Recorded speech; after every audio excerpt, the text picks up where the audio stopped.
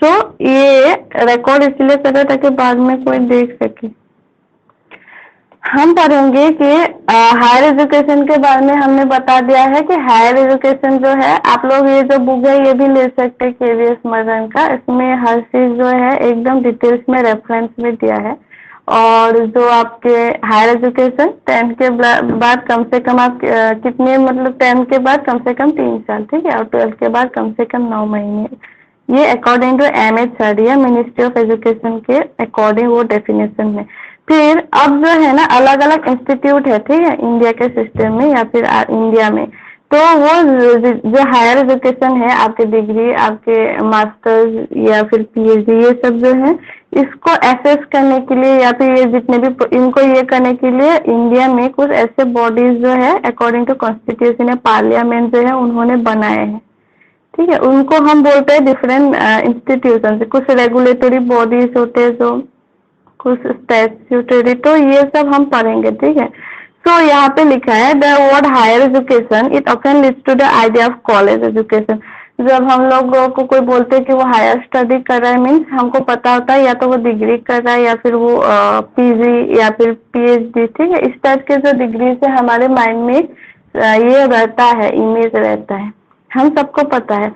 But this is not so. तो but exactly ऐसा नहीं है। जैसे हमने बताया है कि 10 के बाद अगर आप 3 साल का कोई भी कुछ कर लेते हैं, आजकल वोकेशनल कोर्सेज है, ठीक है, तो उसको भी हम हायर एजुकेशन बोलते हैं। या फिर 12 के बाद अगर आप डिग्री ना करके भी कोई डिप्लोमा लेते हैं 9 महीने का, 10 महीने का, उसको भी हम हायर एजुकेशन बोल सकते हैं। तो यहाँ पे अलग अलग यूनिवर्सिटीज भी है, ठीक है।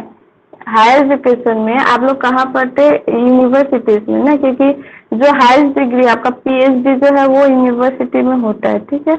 और यूनिवर्सिटी, हर एक यूनिवर्सिटी के अंदर अलग अलग एफिलिएटेड कॉलेज है। जैसे आप लोग अगर कोई लोग कर रहे हैं डिग्री, आप लोगों ने देखा होगा कि हर एक यूनिवर्सिटी के अंदर कुछ ऐसे कॉलेजेस होते हैं, ठीक है। तो फाइनली जब आपको डिग्री मिलता है ना, तो वो यूनिवर्सिटी के तरफ से मिलता है, ठीक है। जैसे आप किसी कॉलेज में पढ़ रहे हैं और वो जो कॉलेज है वो किसी यूनिवर्सिटी के अंदर में है, तब जब आपको डिग्री मिलेगा तो वो यूनिवर्सिटी आपको डिग्री देगा, आपके कॉलेज नहीं, क्योंकि आपका जो कॉलेज है वो उस यूनिवर्सिटी के अंदर एफिलिएटेड है। तो अलग बहुत सारे यूनिवर्सिटीज जो है उनके अंदर बहुत सारे कॉलेज जो है एफिलिएटेड है, तो यूनिवर्सिटी ही डिग्री देते हैं। बट जो कॉलेज है वो उनको बाकी काम करते हैं, ठीक है। सिलेबस डिसाइड करना, फिर क्लास डिसाइड करना, पढ़ाना, ये सब उसके अलग अलग, सबके अलग अलग फंक्शंस होते हैं। बट हम यहाँ पे जितने भी ये है सब कुछ पढ़ेंगे। जैसे यूनिवर्सिटीज के बारे में, कितने स्टेट यूनिवर्सिटी है, डीम्ड यूनिवर्सिटी किसको बोलते हैं, ठीक है, सेंट्रल यूनिवर्सिटी क्या है, प्राइवेट क्या है, ये जितने भी टर्म्स है ये सब हम पढ़ेंगे। ये जो है पुरानी ये है, आप लोग जब भी एग्जाम देने जाएंगे उससे कुछ दिन, एक दो दिन, कुछ दिन पहले या फिर एक हफ्ते पहले करंट जो अभी है, ठीक है, जो करंट है, क्योंकि ये सब बुक में है ना चेंज होता रहता है। जैसे हर साल अलग अलग न्यू यूनिवर्सिटीज आते हैं, हर साल न्यू सेंट्रल यूनिवर्सिटीज, मतलब ये आ जाते हैं लिस्ट में। अभी जो रिसेंटली यही है कि सेंट्रल यूनिवर्सिटीज टोटल 50 था इंडिया में, टोटल 935 के आसपास है, ठीक है। State university 409, deemed to be university 127, central 50, private बहुत देखेंगे कि बहुत सारे प्राइवेट और बहुत सारे स्टेट यूनिवर्सिटीज है। तो इंडिया के जो सिस्टम है, ठीक है, जो हायर एजुकेशन सिस्टम है, इसमें आपको ज्यादातर ये देखने को मिलेगा। ये मतलब स्टेट जो यूनिवर्सिटीज है, स्टेट यूनिवर्सिटीज ज्यादा है और आपके जो प्राइवेट यूनिवर्सिटीज है ये ज्यादा है, देखने को मिलेगा। तो ये है सबसे कम जो होते हैं वो सेंट्रल यूनिवर्सिटीज होते हैं, 50 के आसपास है। बट जो स्टेट यूनिवर्सिटीज होते हैं या फिर आपके जो प्राइवेट यूनिवर्सिटीज है, ठीक है, तो इंडिया के जो यूनिवर्सिटी सिस्टम है इसमें सबसे ज्यादा जो है वो स्टेट यूनिवर्सिटीज है और प्राइवेट यूनिवर्सिटीज है, ये इम्पोर्टेंट है। फिर जो सेंट्रल यूनिवर्सिटी है, मतलब क्या सेंट्रल, मतलब जो सेंटर के अंडर में है, ठीक है। सबसे पहले हमको ये जानना है कि सेंट्रल यूनिवर्सिटी क्या है, स्टेट यूनिवर्सिटी क्या है, private, deem to be university या फिर डीम्ड यूनिवर्सिटी, ये जो टर्म है सबसे पहले ये जानना जरूरी है। जैसे जो सेंट्रल यूनिवर्सिटीज है, पार्लियामेंट, आप लोगों को पता है कि पार्लियामेंट क्या है। पार्लियामेंट जैसे हर साल आप लोग को, हर साल नहीं, जैसे इलेक्शन आप लोग के स्टेट में इलेक्शन होते हैं, ठीक है, फिर सेंटर में भी इलेक्शन होते हैं, तो ये जो एमपी मेंबर ऑफ पार्लियामेंट, ये अलग अलग एरिया से वो लोग इलेक्टेड होके जाते हैं। तो जो दिल्ली है वहाँ पे एक पार्लियामेंट है, ठीक है, उसमें 2 हाउसेस होते हैं, अपर एंड लोअर हाउस। तो उसको हम लोकसभा राज्यसभा बोलते हैं। तो वो जो पार्लियामेंट है अलग अलग लॉज वो क्रिएट करता है, ठीक है, हर साल अलग अलग ये बनाते हैं, जितने भी रूल्स है ये सब पार्लियामेंट ये सब बनाते हैं।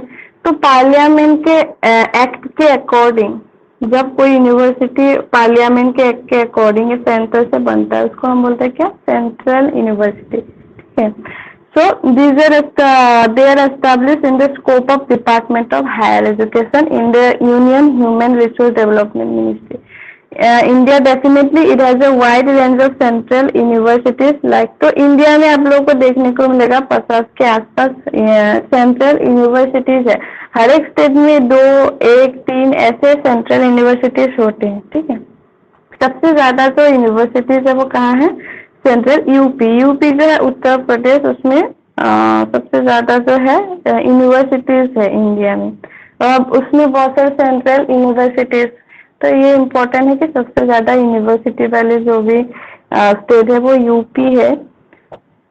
फिर यहाँ पे जो सेंट्रल एक्ट के अकॉर्डिंग, ठीक है, सेंट्रल यूनिवर्सिटी मतलब सेंट्रल यूनिवर्सिटी जो होते हैं वो सेंटर के अंडर में होते हैं, department of higher education India उसके अंडर में होते हैं। और इंडिया में 50 के आसपास, अभी ये जो 47 है ये पुराने टाइम में था, अभी अपडेट होकर 50 के आसपास हो गया है, और ये चेंज होता ही रहता है, और ये एग्जाम से पहले चेक करना होता है कुछ दिन, क्योंकि तभी वो करेक्ट हमको पता होता है, ठीक है। तो हमेशा जो अप टू डेट और जो करंट ये है उससे भी बहुत सारे क्वेश्चंस आजकल आते हैं, इसीलिए हमेशा जो current number of state universities, central universities, deemed to be universities, ये हमेशा चेक करके जाना चाहिए, क्योंकि ये ना 3-4 महीने में कभी चेंज हो जाता। उसके बाद अभी 16 न्यू सेंट्रल यूनिवर्सिटीज जो है वो एस्टेब्लिश है 2019 में।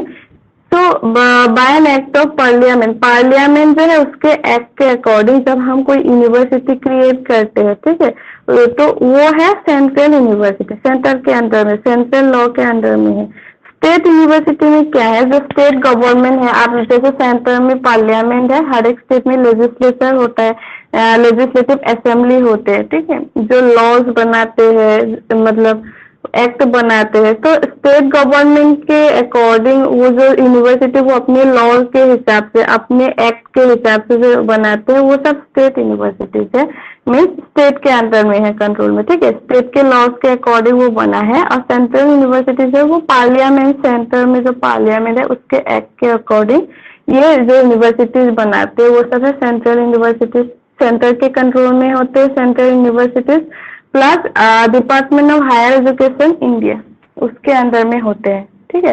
तो जो फंड आता है सेंटर से आता है वो, ठीक है।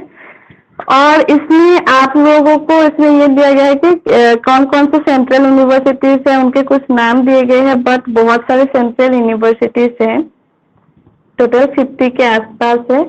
और एक आप लोगों ने नाम सुना होगा IGNOU, India Gandhi national open university. IGNOU भी एक ऐसा मतलब ये एक ऐसे सेंट्रल यूनिवर्सिटी है जहाँ पे आप लोग सुने होंगे कि डिस्टेंस लर्निंग या फिर ओपन लर्निंग, दूर बैठे जो घर में लोग डिग्री करते हैं।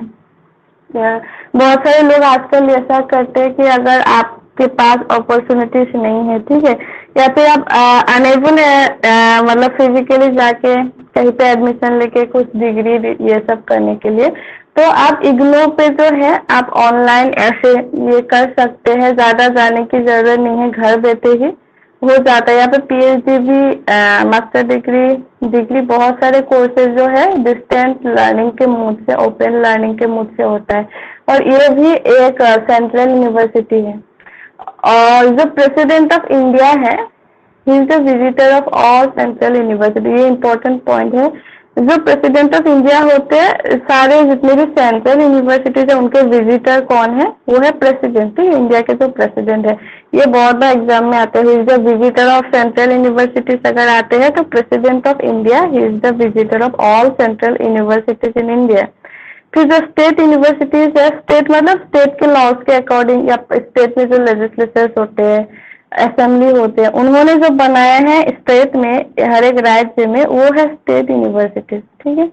सो यहाँ पे भी मतलब 19 मैं पहले ही बोली थी कि 1976 में जो एजुकेशन है उसको कॉन्करेट लिस्ट में डाल दिया था। कॉन्करेट मतलब क्या है कि स्टेट और सेंटर, ठीक है, स्टेट और सेंटर ये दोनों जो है उनके रेस्पॉन्सिबिलिटी एजुकेशन बन गया है। पहले सेंटर के अंडर में था एजुकेशन पूरा सब्जेक्ट, बट जब कॉन्करेंट रिलेशन में आ गया है कॉन्स्टिट्यूशन पार्लियामेंट मतलब कॉन्स्टिट्यूशन के कॉन्करेंट लिस्ट में, तो अब जो एजुकेशन है उसमें सेंटर भी लॉज बना सकते हैं, रेगुलेटरी बॉडीज या फिर जो भी है बना सकते हैं, प्लस जो स्टेट गवर्नमेंट है वो अपने एजुकेशन को देख सकते हैं। ठीक है, अपने राज्य में जो भी एजुकेशन सिस्टम है उनको वो रिफॉर्म कर सकते हैं, चेंज कर सकते हैं। तो दोनों के जो जॉइंट रिस्पॉन्सिबिलिटी है एजुकेशन, बट इससे पहले खाली जो सेंट्रल गवर्नमेंट है उनके रिस्पॉन्सिबिलिटी में था ये जो एजुकेशन है। बट आफ्टर 1976 जब एजुकेशन कॉन्करेंट लिस्ट में आ गया, कॉन्करेंट लिस्ट मतलब जैसे कॉन्स्टिट्यूशन ऑफ इंडिया में ऐसे लिस्ट है, जो कॉन्करेंट लिस्ट है उसमें कुछ ऐसे जो सब्जेक्ट होते हैं वो सेंटर और स्टेट दोनों के रिस्पॉन्सिबिलिटी में आते हैं। ठीक है, तो एजुकेशन ये इम्पोर्टेंट पॉइंट है, इसलिए बार बार बोल रहे कि 1976 को जो एजुकेशन है ये कॉन्करेंट लिस्ट में आ गया। जब आ गया उसके बाद अब जो स्टेट गवर्नमेंट है अलग अलग स्टेट में, वो भी अब एजुकेशन को मतलब वो कर सकते हैं, अपने अपने स्टेट में जो एजुकेशन सिस्टम है वो कुछ चेंज करना चाहते हैं उसको कंट्रोल कर सकते हैं। ओके, ये इम्पोर्टेंट पॉइंट है। और यहाँ पे हर जैसे मद्रास यूनिवर्सिटी, कलकत्ता, ये सब क्या स्टेट यूनिवर्सिटी है। ठीक है, तो यहाँ पे कुछ नाम दिया गया है कि स्टेट यूनिवर्सिटीज क्या है ये बताया गया है। फिर जो स्टेट यूनिवर्सिटी कब सेंटर के कंट्रोल से निकल के स्टेट के कंट्रोल में आया वो तारीख वो ईयर दिया गया है। और यहाँ पे अभी करेंटली टोटल 399 स्टेट यूनिवर्सिटीज है जो इंडिया है, इंडिया में ये दिखाया गया है। बट ये जो 399 ये चेंज होता रहता है, कभी कभी 2-3 न्यू यूनिवर्सिटीज ऐड हो जाते हैं हर 3 महीने में, इसीलिए इसको चेक करते रहना चाहिए। ठीक है, कि टोटल अभी इंडिया में कितने स्टेट यूनिवर्सिटीज है, इन सबसे डायरेक्ट क्वेश्चन आते हैं। कितने सेंट्रल यूनिवर्सिटी है, स्टेट यूनिवर्सिटीज है, प्राइवेट डीम्ड यूनिवर्सिटीज। तो हमको पता चल गया कि सेंट्रल क्या है, स्टेट यूनिवर्सिटीज है, उसके नंबर जो है ये सब, प्लस कब से ये एजुकेशन जो है ये हमारे स्टेट गवर्नमेंट के कंट्रोल में आया है। कब से आया है, पहले सेंटर के कंट्रोल में था, बट आफ्टर 1976 एजुकेशन जो है वो कॉन्करेंट लिस्ट में आ गया कॉन्स्टिट्यूशन के। जब उसके बाद ये अब मतलब स्टेट और यूनियन दोनों के जॉइंट रिस्पॉन्सिबिलिटी में एजुकेशन आ गया। तो उसके बाद से अभी जो स्टेट है वो उसको ज्यादा अच्छे से कंट्रोल कर पाते हैं, इससे पहले सेंटर के कंट्रोल में होता। कुछ स्टेट यूनिवर्सिटीज के नाम यहाँ पे दिए गए हैं और अभी टोटल जो है 399 के आसपास स्टेट यूनिवर्सिटीज है इंडिया में। बट ये लिस्ट चेंज होता रहता है, तो आप लोग एग्जाम से पहले एक बार चेक कर लेना। ठीक है, बढ़ जाता है, कभी 1-2 ऐड हो जाता है। प्राइवेट यूनिवर्सिटी क्या है, प्राइवेट जो है मतलब ये गवर्नमेंट का नहीं है। ठीक है, प्राइवेट तो ये जो है किसी एक्ट के अकॉर्डिंग हम बनाते हैं। कभी कभी कुछ लोग जो है वो आप लोगों ने देखा होगा जूनियर कॉलेज या ऐसे कुछ कॉलेजेस जब बनाते हैं, कुछ लोग एक साथ होकर वो रजिस्टर करते हैं सबसे पहले अपने इंस्टीट्यूशन को, आपके जो प्राइवेट यूनिवर्सिटी है उसको। ठीक है, फिर यूजीसी जो है आपको पता है यूनिवर्सिटी ग्रांट कमीशन, वो इंडिया में यूनिवर्सिटी के जो स्टैंडर्ड है उसको मेंटेन करता है।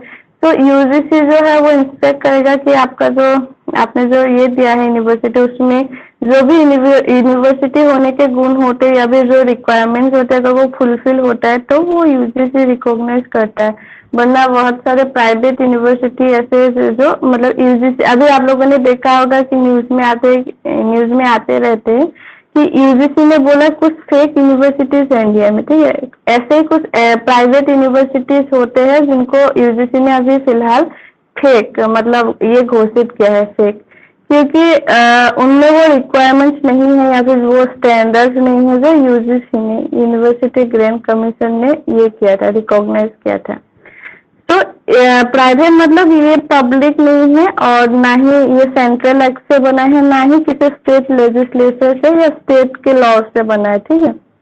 बट यहाँ पे कुछ ग्रुप ऑफ पीपल जो है वो पहले तो उसको रजिस्टर करते हैं उस इंस्टीट्यूशन को अंडर सोसाइटी रजिस्ट्रेशन एक्ट। यहाँ पे आप लोग देखेंगे अलग अलग वे से हम प्राइवेट जो है इसको बना सकते हैं। एक तो है कि ये देख रहे होंगे आप लोग, ठीक है, 1860 मतलब सोसाइटी रजिस्ट्रेशन एक एक्ट होता है, किसी भी सोसाइटी का आप रजिस्टर कर सकते हो उस एक्ट के अंदर में। तो इसके अंदर में सबसे पहले प्राइवेट यूनिवर्सिटी जो है आप उसको रजिस्टर कर सकते हैं। और सबसे पहले इंडिया में कहाँ हुआ था, सिक्किम है, वहां पे first private university of India जो है वो सेटअप हुआ था। और ये इम्पोर्टेंट पॉइंट है कि फर्स्ट प्राइवेट यूनिवर्सिटी कहाँ पे हुआ था, सिक्किम पे। उसका नाम है Manipal university of health and medical technological science. तो ये फर्स्ट प्राइवेट यूनिवर्सिटी था इंडिया में।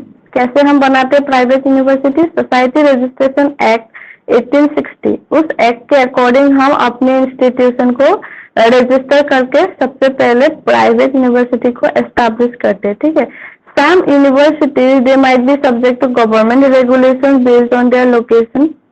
Private universities, they are competent to award degrees as specified by UGC under section 22 of the UGC Act with approval of the statute। तो यहाँ पे जो है जो भी प्राइवेट यूनिवर्सिटीज है, कुछ आप लोगों ने सुना होगा, बहुत नाम है उन लोगों का, ठीक है। तो वो लोग अपने अंदर में प्राइवेट है बट फिर भी वो लोग डिग्री ग्रांट कर सकते हैं। बहुत सारे स्टूडेंट्स प्राइवेट जो यूनिवर्सिटीज है वहाँ में पढ़ते हैं, वहाँ से डिग्री लेते हैं या फिर पीएचडी करते हैं, तो उनके अंदर में कुछ पावर्स आते हैं। बट यूजीसी अगर रिकॉग्नाइज करेंगे, अगर यूजीसी उनको पावर देते, सबसे पहले तो वो अपने जो भी इंफ्रास्ट्रक्चर है, जो भी फैसिलिटीज है, ये सब यूजीसी को ये करते। फिर अगर यूजीसी मतलब ये करते हैं, उनको रिकॉग्नाइज करते हैं, उसके बाद ही वो डिग्री जो है स्टूडेंट को दे सकते हैं, जो प्राइवेट यूनिवर्सिटीज होते हैं। और ये सब एक्ट इम्पोर्टेंट है, याद रखना जरूरी है। जैसे यहाँ पे आप लोगों ने देखा है यूजीसी सेक्शन 22, यूजीसी एक एक्ट था, उसके अंदर में अलग अलग सेक्शन है। उसके 22 सेक्शन में ये सब बातें लिखी हुई है कि प्राइवेट यूनिवर्सिटी कब कैसे डिग्री ग्रहण कर सकते हैं, ठीक है। तो यूजीसी एक्ट के अकॉर्डिंग जो प्राइवेट यूनिवर्सिटीज है वो भी डिग्री दे सकते हैं स्टूडेंट्स को। सबसे पहले वो रजिस्टर अगर करना चाहते हैं तो 1860 सोसाइटी रजिस्ट्रेशन एक्ट के थ्रू सबसे पहले वो प्राइवेट यूनिवर्सिटी रजिस्टर करता है। सबसे पहला वाला जो है सिक्किम में एस्टेब्लिश हुआ था प्राइवेट यूनिवर्सिटी। बट करेंटली 333 के आसपास इंडिया में जो प्राइवेट यूनिवर्सिटीज है वो 330 के आसपास है। बट ये नंबर बढ़ सकता है, चेंज हो सकता है, ये चेंज होता रहता है। और क्योंकि हर 2-3 महीने में नए नए यूनिवर्सिटीज भी क्रिएट होते रहते हैं इंडिया में। फिर डीम्ड यूनिवर्सिटी मतलब ये है, सबसे पहले जो डीम्ड इंस्टीट्यूशन या यूनिवर्सिटीज है, पहले ये क्या था, पहले मतलब ये जैसे आप लोगों ने सुना है IIS बेंगलोर, ठीक है, वो IIS बेंगलोर या फिर जो IITs है, ये सब यूनिवर्सिटीज नहीं है। ये कुछ ऐसे इंस्टीट्यूशन है जो पहले स्टार्ट हुआ था बट अचानक से बहुत सारे प्रोग्रेस कर लिया। मतलब उन इंस्टीट्यूशन ने इतनी प्रोग्रेस की है साइंस के फील्ड में, टेक्नोलॉजी के फील्ड में, और इतने सारे सुविधाएं या फिर अपॉर्चुनिटीज, इंफ्रास्ट्रक्चर सब कुछ है उनके अंदर जो एक यूनिवर्सिटी में होते हैं, ठीक है। तो ऐसे नेशनल लेवल के इंस्टीट्यूशन जिनके अंदर यूनिवर्सिटी जैसे फैसिलिटीज अवेलेबल हैं, प्लस वो लोग अच्छा करे अपने अपने फील्ड में, जैसे IIT जो है वो टेक्नोलॉजी में अच्छा करे, ठीक है। जो मेडिकल होते हैं, इंडियन मेडिकल इंस्टीट्यूट या फिर ये सब, तो वो अपने अपने फील्ड में कर रहे हैं, एक्सेलेंस कर रहे हैं, प्लस वो यूनिवर्सिटी जैसे फैसिलिटीज स्टूडेंट्स को दे रहे हैं या फिर वहाँ पे अवेलेबल है। तो वो लोग अगर चाहे तो मतलब वो इंस्टीट्यूशन अप्लाई कर सकते हैं कि वो अपग्रेड अगर होना चाहते हैं, उनको हम क्या बनाते हैं, डीम टू बी यूनिवर्सिटी बना देते हैं। मतलब अभी वो यूनिवर्सिटी बनी नहीं है बट बन सकते हैं इन फ्यूचर, क्योंकि उनमें वो फैसिलिटीज जो भी होते हैं यूनिवर्सिटी के रिक्वायरमेंट वो सब है, एक्सेलेंस भी है, अच्छा कर भी रहे, प्लस उसमें इंफ्रास्ट्रक्चर हो, जितने भी फैसिलिटीज हो जो यूनिवर्सिटी में चाहिए वो सब है। इसीलिए वो लोग अप्लाई कर सकते हैं MHRD के अंदर में कि वो लोग डीम्ड टू बी यूनिवर्सिटी में अपग्रेड होना चाहते हैं। और जो लोग जो यूनिवर्सिटीज अप्लाई करते हैं और अप्रूव हो जाते हैं, हम उनको डीम्ड यूनिवर्सिटी बोलते हैं। जैसे IIS Bangalore, Indian Institute of science, वो पहले एक इंस्टीट्यूट था, बट फिर उसको क्या स्टेटस दे दिया गया, डीम्ड यूनिवर्सिटी, क्योंकि उसमें वो सब कुछ है। और उसको ऑटोनॉमी दे दिया गया है। ऑटोनॉमी मतलब क्या है कि आप अपने हिसाब से सब कुछ कंट्रोल या मैनेज कर सकते हैं। बहुत सारे जो यूनिवर्सिटीज होते हैं ज्यादातर ऑटोनॉमस होते हैं, वो अपने सिलेबस, अपने कोर्सेज, अपने एडमिशन प्रोसीजर प्लस फीस ये सब डिसाइड करते हैं। तो जो डीम्ड टू बी यूनिवर्सिटी है वो ऑटोनॉमस हो जाते हैं, मतलब वो अपने अंदर में जितने भी प्रोसीजर जो भी हो रहे हैं उस इंस्टीट्यूशन में, चाहे रिक्रूटमेंट हो, अपॉइंटमेंट हो, ठीक है, एग्जाम हो, सब कुछ वो लोग क्या करते हैं, कंट्रोल करते हैं पूरा इंस्टीट्यूशन। उसमें जो एग्जीक्यूटिव काउंसिल्स होते हैं वो सब कुछ कंट्रोल करते हैं। तो वो सब ऑटोनॉमस है। जब डीम्ड यूनिवर्सिटीज बन जाते हैं तो वो ऑटोनॉमी जो है उनमें आ जाती है। वो अपने कोर्सेज, सिलेबस, एडमिशन, फीस सब कुछ डिसाइड कर सकते हैं, बट उससे पहले नहीं कर पाते थे, बट अब कर पाते हैं। So according to UGC's latest list जो 31 दिसंबर को निकला था, उसमें 120, ये बुक में है, ठीक है, ये वाला जो है बुक में है, बट अभी जो है अभी अपग्रेड हो गया है। और ये PDF तब का ये बना था, क्योंकि ये हर साल चेंज होता रहता है, ठीक है। तो आप लोग ये देख लेना कि अभी डीम्ड यूनिवर्सिटी जो है इंडिया में टोटल नंबर कितने हैं गूगल पे। सो 126 के आसपास थे उस टाइम पे 2015 को, बट ये जो है यूजीसी ने रिकमेंड किया था उस टाइम पे। अभी तो आप लोग ये लिस्ट देखेंगे तो पता ही है कितना हो गया है। 127 दिखा रहा है, बट अभी ये और भी बढ़ गया है शायद, ठीक है, इसको चेक कर लेना आप लोग। तो ये जो डीम्ड यूनिवर्सिटी है ये वही है, मतलब वो लोग पहले तो कुछ इंस्टीट्यूशन थे, ठीक है, बट उन लोगों ने इतना अच्छा तरक्की कर लिया, सक्सेस, प्लस उनमें इतनी फैसिलिटीज है कि यूनिवर्सिटी जैसे जो भी रिक्वायरमेंट्स है उनमें है, इसीलिए वो अभी अपग्रेड होके इंस्टीट्यूशन से वो क्या बन गया, डीम्ड टू बी यूनिवर्सिटी या फिर डीम्ड यूनिवर्सिटी। सबसे पहले जो IIS बेंगलोर है, Indian Institute of Science Bangalore, और Indian Agriculture Research Institute Delhi, ये दोनों इंस्टीट्यूशन जो इनको सबसे पहले डीम्ड स्टेटस मिला था, ठीक है। ये भी आप लोगों का एक इम्पोर्टेंट पॉइंट है। सबसे पहला जो डीम्ड यूनिवर्सिटी है वो क्या है, IIS बेंगलोर, ये, ठीक है, Indian Institute of Science Bangalore, ये सबसे, और प्लस इंडियन एग्रीकल्चर रिसर्च, इसको IIRI बोलते हैं। तो ये दोनों जो है इनको फर्स्ट डीम्ड स्टेटस मिला था, इम्पोर्टेंट पॉइंट है। और IIS को मिला था 1958 को। और एक इम्पोर्टेंट पॉइंट है इसमें, जो पहला प्राइवेट इंस्टीट्यूशन जिसको डीम्ड यूनिवर्सिटी का ये मिला था वो है MAHE, Manipal academy of higher education, ठीक है। तो ये जो इंस्टीट्यूट है ये प्राइवेट में फर्स्ट है, बाकी दो गवर्नमेंट में फर्स्ट है, पब्लिक में फर्स्ट है। तो ये कभी कभी आते हैं कि कौन सा प्राइवेट इंस्टीट्यूट है जिसको पहला डीम्ड स्टेटस मिला था, तो वो माहे है। और अगर गवर्नमेंट पूछे या फिर अगर पूछे पहले इंस्टीट्यूट के नाम बताइए तो IIS है, ओके, IIS बेंगलोर, ये इम्पोर्टेंट है। उसके बाद कुछ यहाँ पे आप लोगों को दिया गया है कि कुछ डीम्ड यूनिवर्सिटी के नाम, ठीक है, जैसे यहाँ पे से 7 यूनिवर्सिटीज, ये सब क्या है, डीम्ड यूनिवर्सिटीज बन गए। पहले ये सब इंस्टीट्यूट थे, देखिए, जैसे डेयरी रिसर्च इंस्टीट्यूट, अलग अलग इंस्टीट्यूट थे, विद्यापीठ, तो इनको अब क्या किया है, अपग्रेड किया गया है। अभी ये सब डीम्ड यूनिवर्सिटीज है। और फिर एक कमिटी है, टैंडन कमिटी, इन 2009, इस कमिटी ने क्या सजेस्ट किया था कि जितने भी डीम्ड यूनिवर्सिटीज है, टोटल 44 डीम्ड यूनिवर्सिटीज, उनको बोल रहे थे कि इनको ब्लैक लिस्ट कर दीजिए, मतलब डीम्ड स्टेटस से हटा दीजिए, क्योंकि इन्होंने बोला कि इंडिया में कुछ ऐसे डीम्ड यूनिवर्सिटीज आ गए थे जिनमें रिक्वायरमेंट है नहीं, उनकी एलिजिबिलिटी है नहीं, बट उनको वो स्टेटस दिया गया है, ठीक है। ये सब इतना जरूरी नहीं है, ये याद रखना आप लोग कि जो डीम्ड यूनिवर्सिटी क्या है। और ये जो है इसमें सबसे पहला वाला उनका नाम IIS ये, और प्राइवेट में कौन सा फर्स्ट था, और यहाँ पे UGC के अकॉर्डिंग मतलब कितने यूनिवर्सिटी है, मतलब करेंटली 2021 के आपके अगस्त तक या फिर सितंबर तक कितना है, ये गूगल में देखना चाहिए।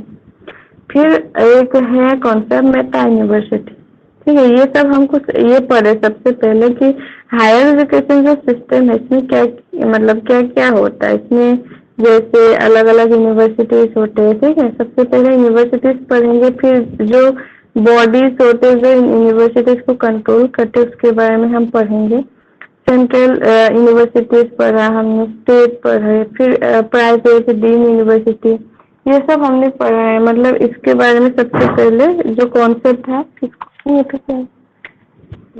ये जानना जरूरी है, इसीलिए आज के क्लास में हम ये पढ़ेंगे, मतलब कॉन्सेप्ट पढ़ेंगे, ठीक है, कि कौन सा यूनिवर्सिटी जो है कैसे बनना है। जैसे सेंट्रल यूनिवर्सिटी सेंट्रल एक्ट या पार्लियामेंट एक्ट के अकॉर्डिंग बनता है। स्टेट लेजिस्लेटिव असेंबली के अकॉर्डिंग स्टेट यूनिवर्सिटीज बनते हैं। प्राइवेट जो है सोसाइटी रजिस्ट्रेशन एक्ट के अकॉर्डिंग एस्टेब्लिश कर सकते हैं। जो डीम यूनिवर्सिटी है वो पहले कुछ ऐसे इंस्टीट्यूशन थे नेशनल लेवल के जो अपग्रेड होकर डीम बन गया है। पहले वो कुछ इंस्टीट्यूशन थे जैसे आपके IIT, साइंस इंस्टीट्यूशन, ये सब, बट टाइम के साथ वो अपग्रेड हो गए और अभी डीम स्टेटस में है, मतलब वो यूनिवर्सिटी बनने ही वाले हैं, इसीलिए उसको हम डीम 2 भी बोलते हैं।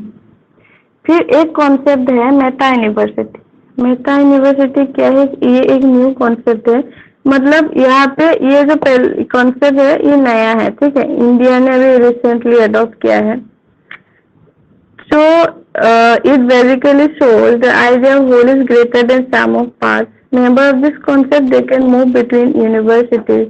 They also have the option of studying 2 different subjects at 2 universities simultaneously. The credit that the member earns will be shared between universities. Union Ministry means MHRD, he has brought this concept from 2012 to 2013 academic session in India. This was brought into India in Delhi University. सबसे पहले ये जो concept, मतलब जो student है वो 2 अलग अलग यूनिवर्सिटीज में एक ही टाइम पे क्या कर सकते हैं, स्टडी कर सकते हैं।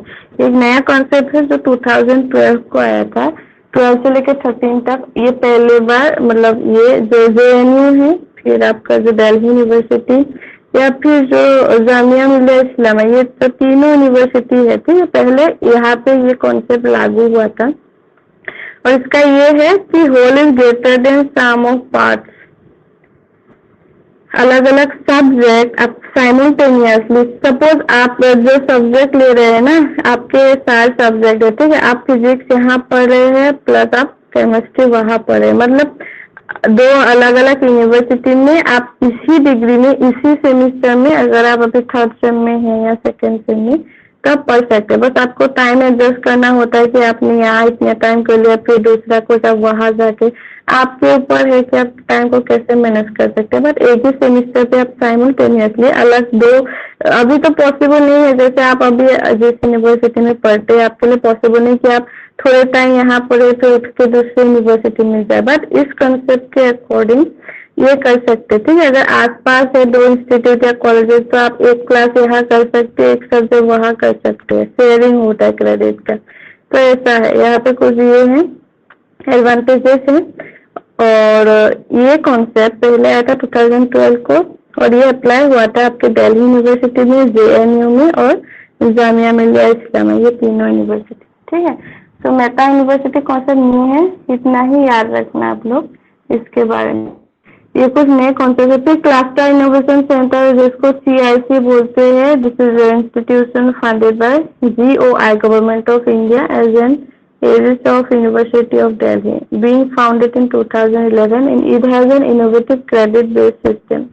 तो CIC means cluster innovation centre, ये पहले जो दिल्ली यूनिवर्सिटी है उसने ये किया था इस इंस्टीट्यूशन को।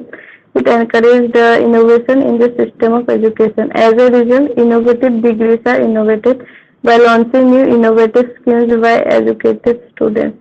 They also collaborate with industry. ये जो अभी आप लोग पढ़ रहे हैं मेटा यूनिवर्सिटी या फिर क्लस्टर इनोवेटिव सेंटर, ये सब बुक में नहीं था, ठीक है। ये जो क्लस्टर इनोवेशन सेंटर है ये न्यू कॉन्सेप्ट है। ये मतलब दिल्ली यूनिवर्सिटी के अंदर में ये गवर्नमेंट ऑफ इंडिया ने ये इंस्टीट्यूशन जो है फंड किया था 2011 के आसपास। इनोवेशन की बात होती है यहाँ पे, और यहाँ पे एक लाइन है, innovative degrees are innovated by launching new innovative schemes where by students. जो स्टूडेंट्स है वो डिजाइन करते हैं, ठीक है, न्यू आइडियाज कैसे वो न्यू आइडियाज बनाते हैं न्यू तरह के। तो स्टूडेंट जो है ज्यादा इन्वॉल्व होते हैं यहाँ पे, और इसीलिए इसका नाम है cluster innovation centre, full form आता है CIC।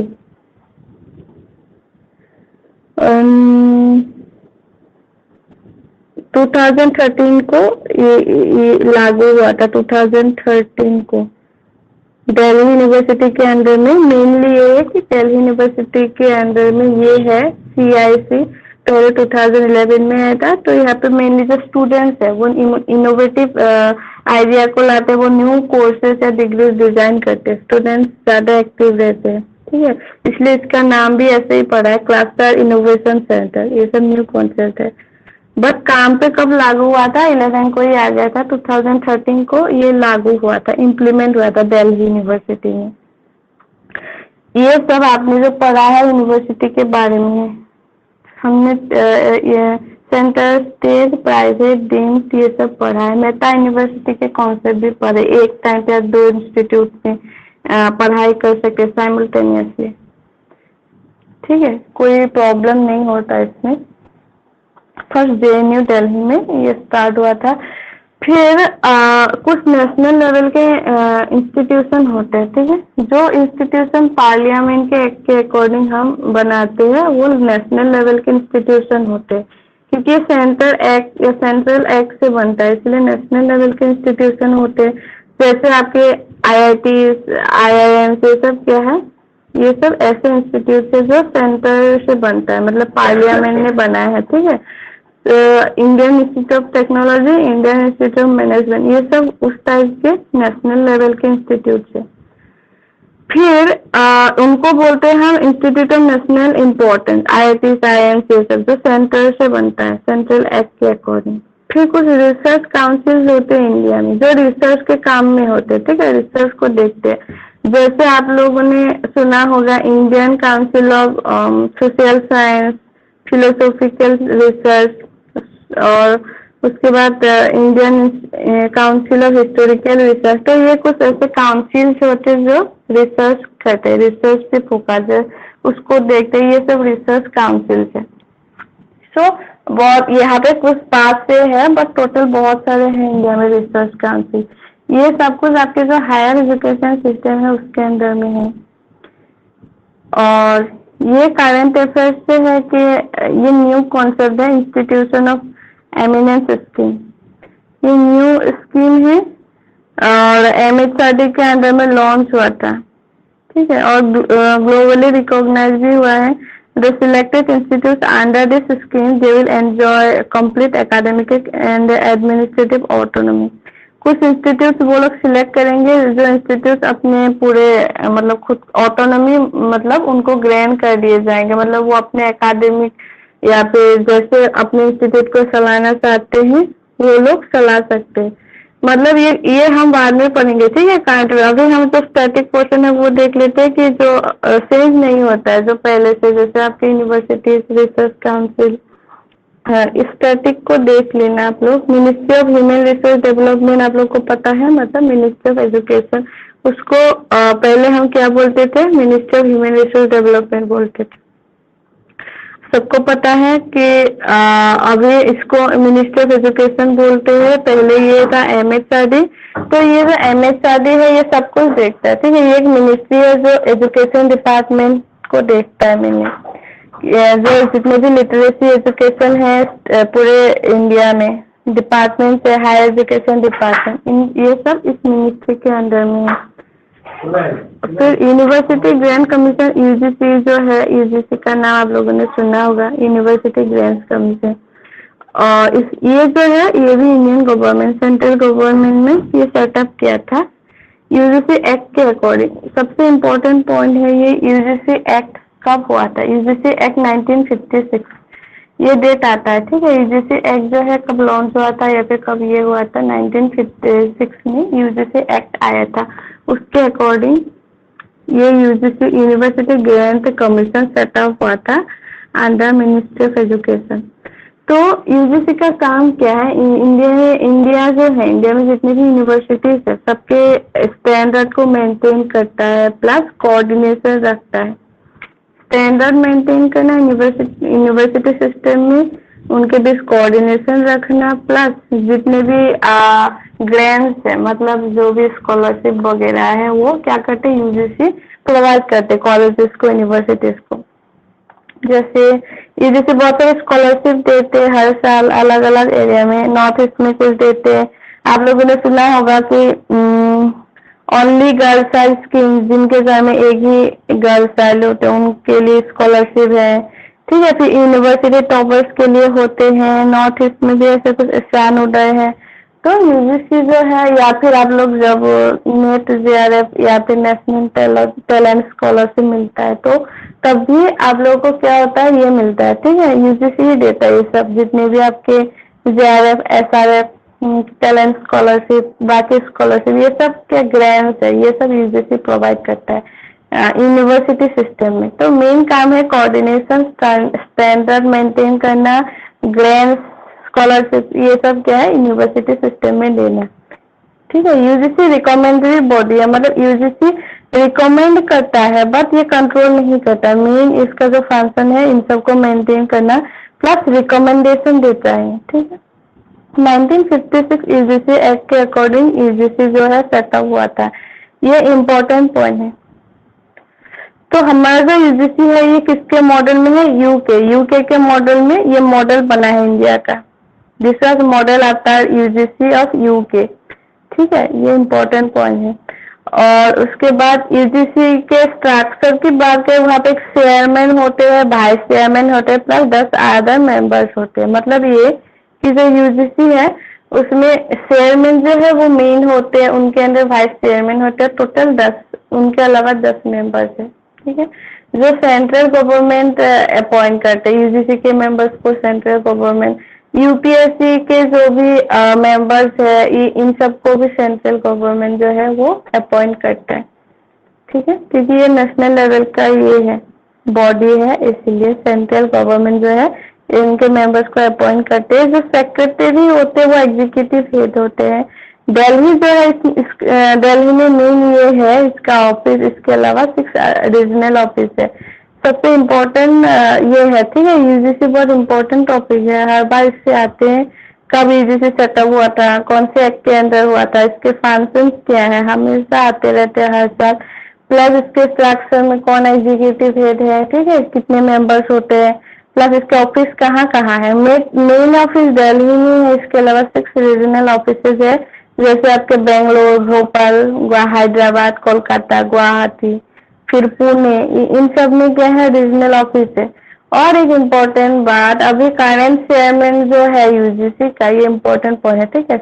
स्वरूप भटनागर, शांति स्वरूप भटनागर अभी जो है करंट चेयरमैन है यूजीसी के। बट ये एक बार देख लेना जाने से पहले, मतलब अभी है, अभी तो है बट फिर भी देख लेना चाहिए। ये सब करंट अफेयर्स में आते हैं कि अभी उनका इसका चेयरमैन क्या है, ये है। तो ये सब ना जाने से पहले हमेशा अप टू डेट होना चाहिए आप लोग को, ठीक है, कि यूजीसी का चेयरमैन कौन है। अभी शांति स्वरूप भटनागर जो है वो फर्स्ट चेयरमैन है।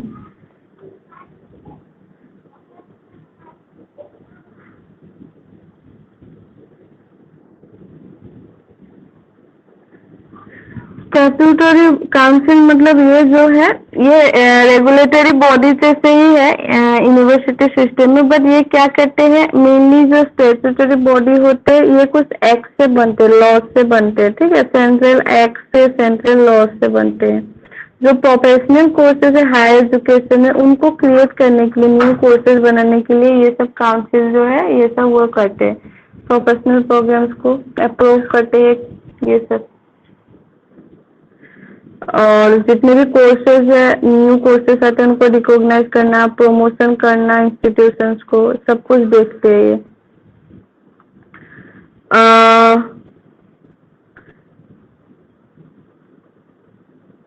नेशनल असेसमेंट एक्रेडिटेशन काउंसिल है जिसको नाक बोलते हैं, NAAC इसका फुल फॉर्म है। ये एक ऐसा ऑर्गेनाइजेशन है जो एक्रेडिट करते हैं इंस्टीट्यूशंस को। मतलब जैसे आप लोगों ने सुना होगा कि ये UGC एक्रेडिट है, ये ICAR एक्रेडिट है, उसके अंदर में, ठीक है। सो ये एक नेशनल लेवल का मतलब मेन काम है असेसमेंट करना प्लस एक्रेडिट करना इंस्टीट्यूशन को। जैसे कोई इंस्टीट्यूशन अच्छा कर रहा है या नहीं, ठीक है, जो मतलब परफॉर्मेंस कैसा, इन सबको एसेस करने के लिए सेंटर ने इंस्टीट्यूट बनाया है जिसका नाम है national assessment and accreditation council. ये भी एक ऐसा इंस्टीट्यूट है जो सेंटर ने बनाया है। हायर एजुकेशन जो है उसको एसेस करता है, ठीक, कौन सा इंस्टीट्यूट कैसा कर रहा है, ठीक है, इसका क्वालिटी कैसा है, रैंकिंग भी करता है, ठीक है, कौन सा गुड है कौन सा बैड है परफॉर्मेंस के अकॉर्डिंग। तो ये इंस्टीट्यूट, इसका नाम है नाक, NAAC।